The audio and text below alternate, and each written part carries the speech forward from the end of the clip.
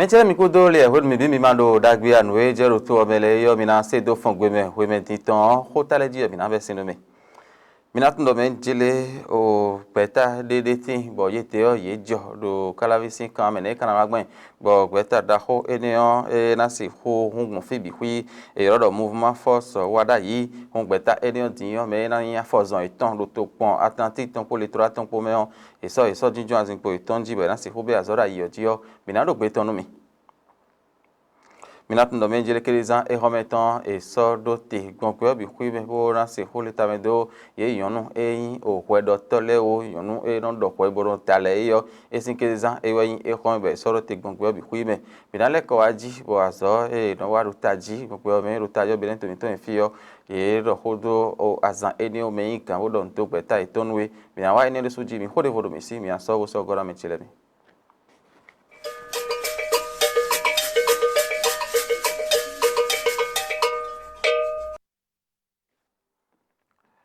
Ena chen do propos mi ton le minat no menjele no wa mi ton fon gbe ton ko me e we mi na no do le ton tin do matin live tvg esranyi o gbadan le a on fon gbe gan ko hoyo ho je mi sile le dogbon ko de yo o gbeta da ho de ti bo isoda yi do kala visin o ka me ton gbeta ho de tin yo de na wa gbe so mi to gan ton bo jawe ru ton yo e we de na gbija lo na no romia de wada ipodo tarata gbogudo wo na si ho wazo on o ti to me da ho e no pe no do gbeta e no be yo movement force wada yi gbonbeni kuma bi kwiji yo me na ya force iton lo to pon kala viton we lo taji atlantique podo littoral po e soda yi mina tundo menjeli nu wani iblo mi to tono mina do pe tono mi yele na je tin jibo mina se sin kwe tono mi mina tundo menjele gbeta horo de finiti yo to gan si so e jawe ro beren to mi to en fi esin kan ho ejen de ne on so jake gbe me o force o wada yi e yo lo yi do on me na chaka nti to me eni o to pon atlantique ton podo littoral to pon me yo e soda yi on ye na ya force do ayo jitin gbon o to pon we eneleme ye me e so do finete le donc pe dio fi bi wa to tonu ye me no gbija bo no gbeta mon ko to men mo bele gban bi huiji yo bi wa o ten to men beta da ho e obìnrin to ton bo kan mouvement force wada yo ton yo e wa so ye me enele da yi do finen on me kana wa gben bo ayo ji yo o beta eni na pe ayo ji bi gidigidi bo na si koko pe de suti tengbe bo so mi to gan ton we nu e na si ho mo si kon e ba de rotadio jonjo jale sin ye kan me e we na wa so de suti tengbe on atlantique po littoral ton po to pon we enele to pon da ho yi no o beta edion bo do so ye me na nu le yo so ji jen do fine me kan bo na si wa do ho do fine mo na do beta da ho eni no wa do chinchan bo bo ji no to ton me la ho o mason bi o bere e we ese do eti me pon do menje ni wa so do pe no po me bo ka ti te bo ho pe de suti te ngbele jin do wa da yi yo e ndo ikun ndo ipon sun tabo ika we abi ipon cho mo bo so we jin e we si hu yin so gben do po na taro be ne to mi to en fi din yin do yan wa me la ho ton podo o le na si hu lo gbon bo azo e wa e me la ho Patrice Talon ko de kaka je fini din yo e na gbe kan de nu we zombo e so wa da yi yo de ji hun o nu da gbe yin ken da gbe bo e so de suti te ngbe hun me da gbe bi hu yin e we si hu no kudo na e we si hu azo ha ko mbo ho fo de jin hun yi ni ya yo jin bo wa zo teme e je khaye me ka so e ho metin bo yero asinpo itonleji bransi ho pe ro to pon atlantique podo o littoral po meyole ni wa zo re suti tengbe boyin afozon bokale yin gbe ido o gbeta eyin o force wada yo ton do to pon bi huime do ton pe dio fi yon po me ho po yo po gonde ti bonu azo eyin ton yo ni wa gon to pon eneleme era ho edo enion jusqu'à vion podo o fe dans so po e so jusqu'à vion ye to pon atlantique ton era pe no kondo o mera ho agbon zende bo e de ti do to ton do so edo to me eni onu do to pon atlantique to men e horo frente me pon do men jele e ko ndo e pon sunta pombo na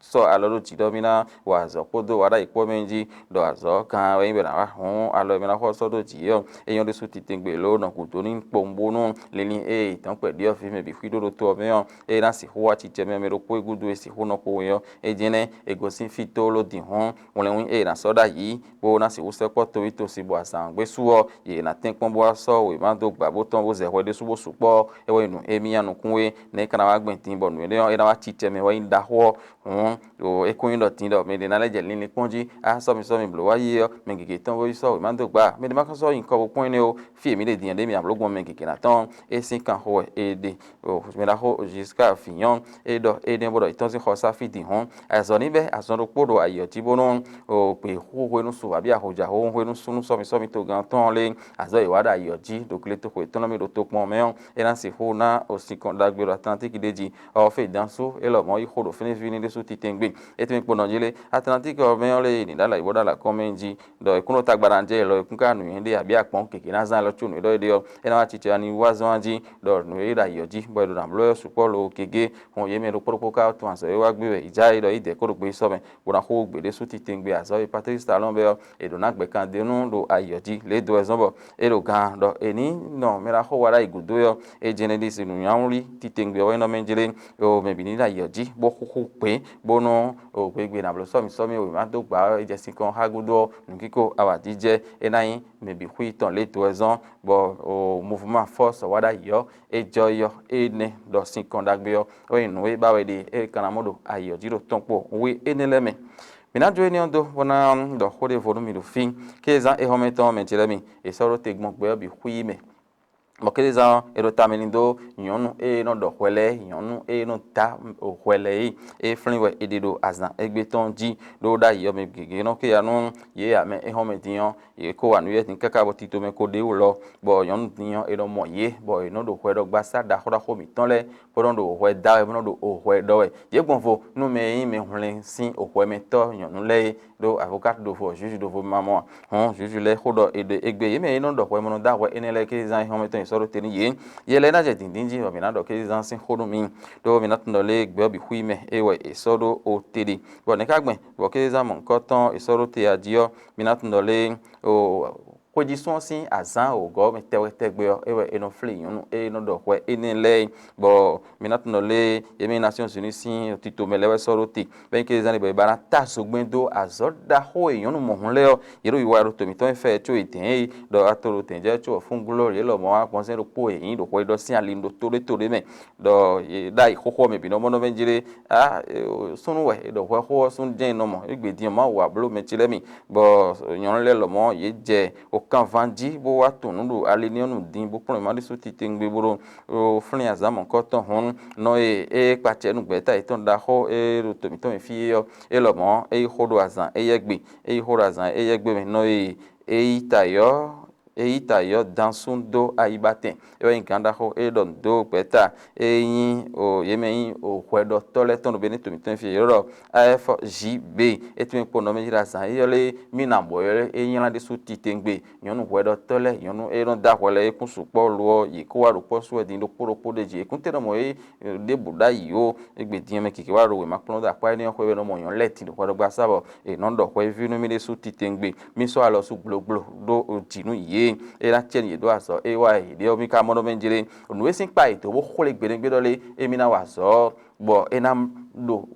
kanji aso Ronaldo no kon yi aso e sin pe mi yi obi na do kanji yo le aso ni mi mo no le na gbe kan de run wa chen gbe to ro po don ina no o je hun do ta to mi leji e ba no gbere pon wo na wa kan nu ku yi o do gbe ta e ko so bo ra zo mo wa ile no kon yi jinando bo na khole do menjire to mi de yo nyonu de sudu agbon fe bo yan e na wa nu enele de ji hun ero khwede du e bo ro khwede do bu no azan e den gbe wa le mi no wa mo no benjire pere pon me do yonu e yin hwedo tole agbon zen we yin de ji hun yin gbe kan do aso itonu bo ka ko hun bo blo ni me bo kwise bo no to na de ji te o to vi na de ji do we ma no le e na da hwe bo no kwede do e na yin ko 5 papa ni gbe abi e na gan hwedo aton ni ma mo o mi le o zo to maka wa o e wa bo ni me bo le sin gbe ko ibo so do ti na bo khole gbon yo eni blo do mo pe o le mi gbon fin bo do gbe bo ka zon de o bodo khwegbe do poropo yi ton le de ji hon ye yonu hwero tole o mi do khwegbe mi ve azan eye bo do khwegbe mi dele do matin li tv ji yo mi flin mi me yonu wo no do khwele do mi ji mi ko do o khwe